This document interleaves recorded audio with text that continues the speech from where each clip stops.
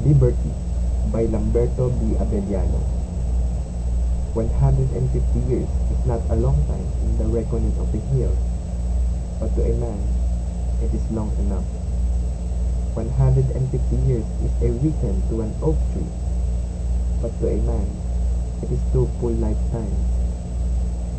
150 years is a twinkle to a star, but to a man it is time enough to teach 2 generations the meaning of liberty, how to use it, how to guard it, when to fight for it, and if needed, to die for it.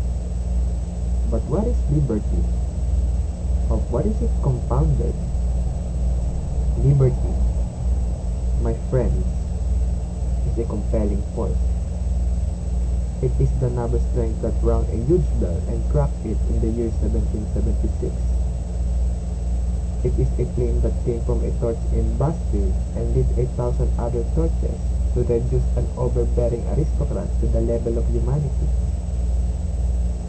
Thomas Jefferson knew it.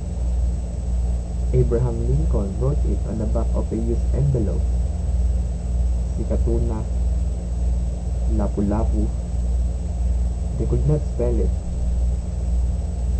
Made Bataan last those few more months. It saved Capas from becoming Dachau.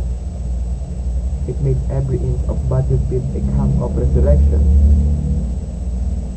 Liberty is what made 4 GIs throw caution to the wind, to plant a battered flag on the summit of Iwo Jima.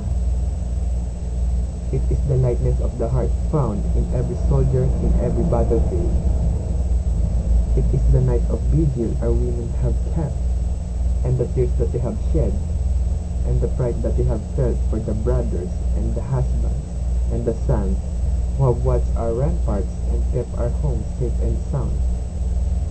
It is life itself. It is not one war widow or one orphan. It is not a half-said prayer or a half-sung hymn. It is all this, and blood and sweat and tears.